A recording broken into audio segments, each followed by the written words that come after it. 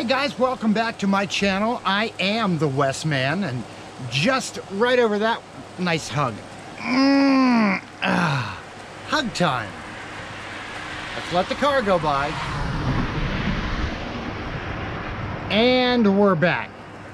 Anyway, I have forgot what I started, so I'm just gonna pause this and start over. Hey guys, in just a minute you are going to hear me introduce Ratgasm Part 2, but it is actually Ratgasm Part 3 that you guys are watching right now. Past less, I can sit here for hours and not have any traffic go by. Then as soon as I want to come out here and do something, it's zoom, zoom, zoom. Anyway, I'm the West Man, and this is Ratgasm Part 3.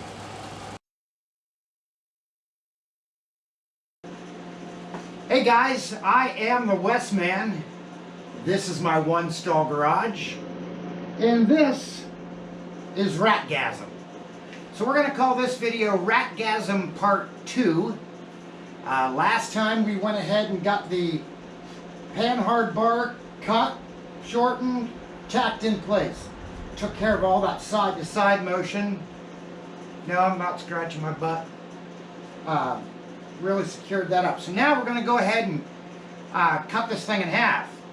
I took and welded these. One here, one here, one here, and one back here behind me. One on each side of the front section of frame, one on each side of the back section of frame. So when we cut this thing in half, we can slide it apart, and they're gonna stay at the same level, the same angle, the same everything. So all we have to do is spread it apart. We're gonna cut these pieces out. Once we get it apart, get it squared, get the measurement that we want for our wheelbase, we'll go ahead and fab up some blocks, plates, whatever it is that we need, and we're going to put this thing back together. Again, just to back up a piece, right now the wheelbase is 74 inches long, and I put that together at that length 10 years ago.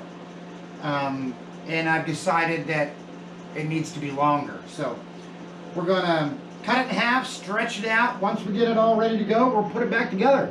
So let's get to it.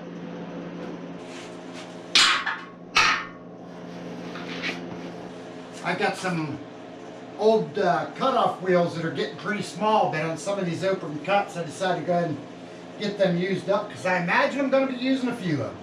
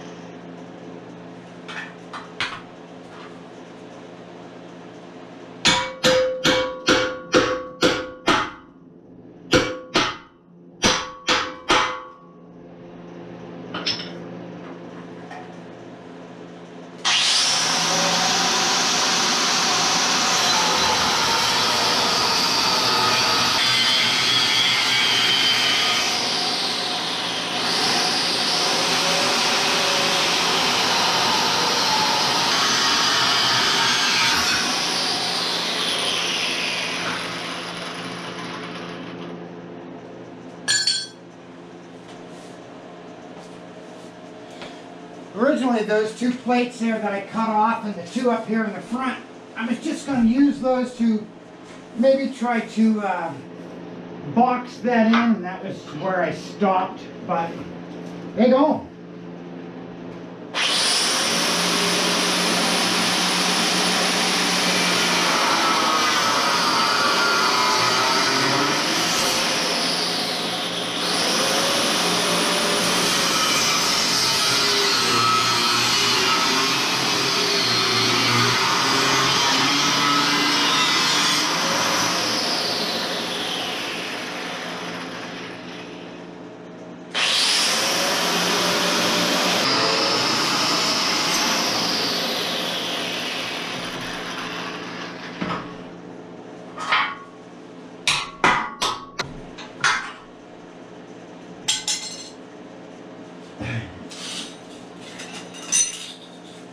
Well, I did use up the end of that wheel. Not a lot left. Very little waste. Frugal, that's what I say. You've got to be frugal. And hand that to myself. Thank you. Oh, welcome, brother. Don't mention it. Don't mention it.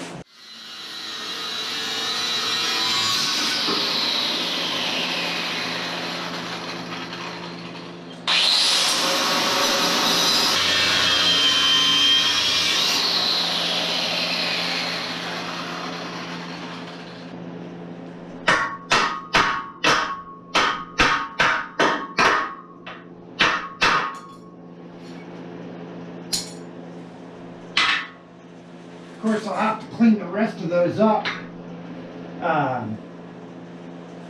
once I get the whole thing apart. But these two original body mounts here, those were the front cab mounts on the S10.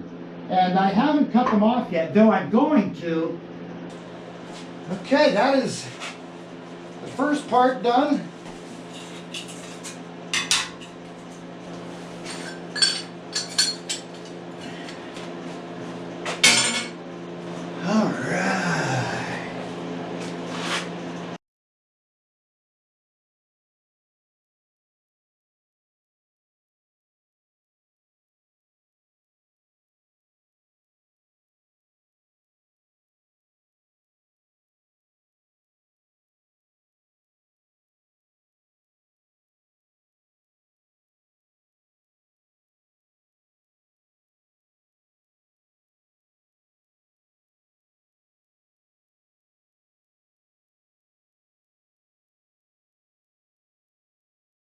Well, I did not cut the straightest line, but that is, I swear to God, the very first time I've ever used that.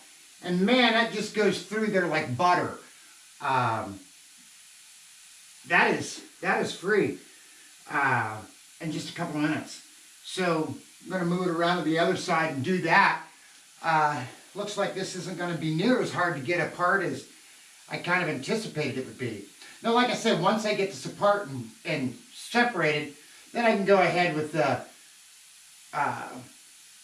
plasma cutter and I can cut them off tight and then get the grinding wheel on there and smooth them up and stuff.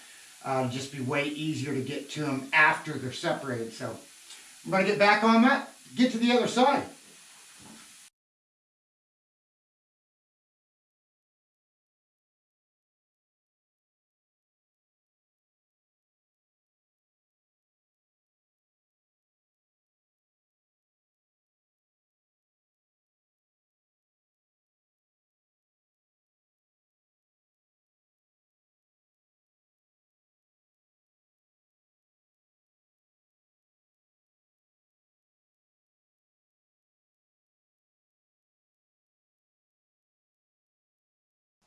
And that is just how simply you do that. That is awesome. I wish that I would have bought a plasma cutter sooner in my life.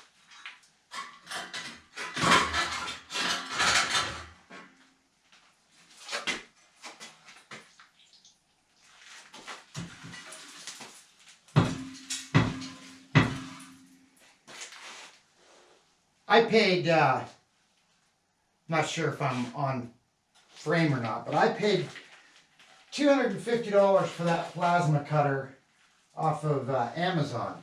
And I'm telling you right now, I could not be happier. Hey Alexa, what time is it? It's 12:07 a.m. Okay, 12:07 a.m. I think that is where I'm going to wrap it up for the night. I am going to come in and have to cut the rest of those off. 2 and 2 and 2 and 2.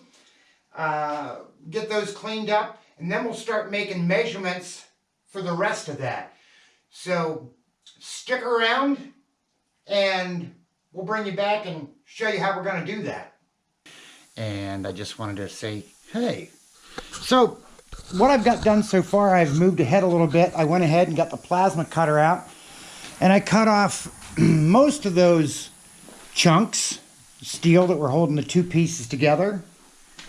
And I've got one more to cut off. Let's see if I can move you around here. I've got one more of these blocks to cut off. And then I'm going to start grinding them, cleaning these up. I'm probably not going to worry about the front half of the frame right now. I'm just going to focus on the back half for a little bit, try to get that side finished up. So I'm going to cut this off with a plasma cutter and then get the grinder out, start cleaning these up.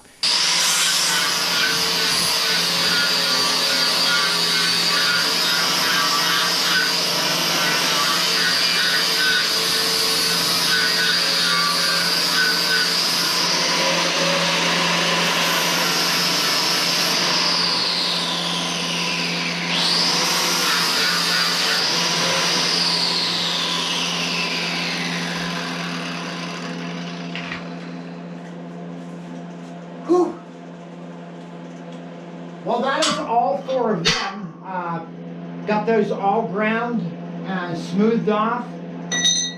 That was actually quite a bit of work. Those are looking pretty good now. We can start mocking up what we're going to need to do for those other ladder bars. Hey Alexa, what time is it? It's 1:31 a.m. 1:31 a.m. So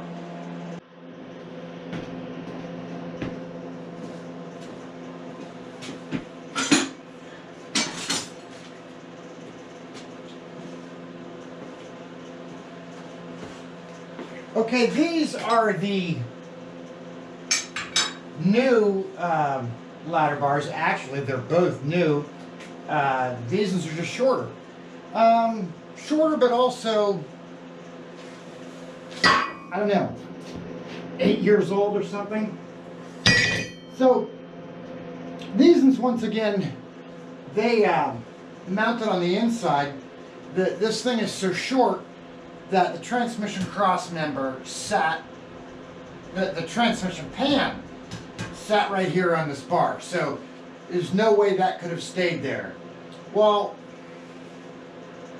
to lengthen it enough to incorporate this into the transmission cross member, I'd have had to lengthen the thing like 1.5 feet. I'm not going to do that. So I decided when I bought new ones that I was going to mount them on the outside of the frame, and that'll open up all the room in the world that I need in there for transmission cross member, all of that.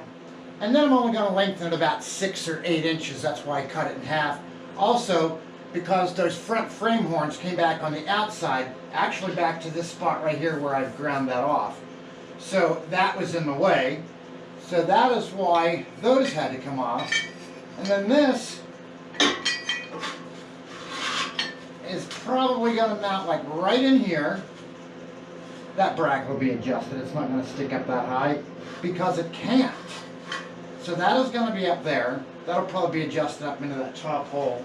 We'll get those level and mount those right about there. And my ladder bars will be on the outside of the frame rail. I'm going to make a neat look, I think, purely just as functional and opening me up a lot more room on the inside. With all the panhard bar and the coilover brackets and stuff, and the frame being narrowed, just didn't leave a lot of room in there for these ladder bars. And even if I had got these shorter ones and put on the inside, once I started thinking about it, I really liked the idea of having them on the outside. So that's what we're doing, that's what we're in the middle of. And what I'm going to do is I want to get these ones mounted, because my pinion angle and everything is right on, just where I want it. So once I get these mounted, then I can go ahead and take the ones on the inside out. Once everything's where it's supposed to be, I can bust that all apart and weld that stuff all solid. Everything is just tacked in here right now. They're somewhere between 8 and 10-year-old tack welds. So gonna clean all that up, weld them in solid, and we're gonna start tackling getting these ladder bars mounted tomorrow in the AM. So I'll see you guys back then. Maybe Ginger will make me breakfast. What do you guys think? My guess is not. I'll be cooking for myself. All right, guys, see you in the morning. Well, I have decided to keep this video from getting too long. Wiggles and I are going to wrap up Ratgasm Part 3, and I have already started filming Ratgasm Part 4. So, I'm glad you guys tuned in, and don't forget to like, share, and subscribe, and we're going to get Part 4 out just as quick as we can. So, I'll see you guys on the next one. Say goodnight, Wiggles. Say goodnight. All right. See ya.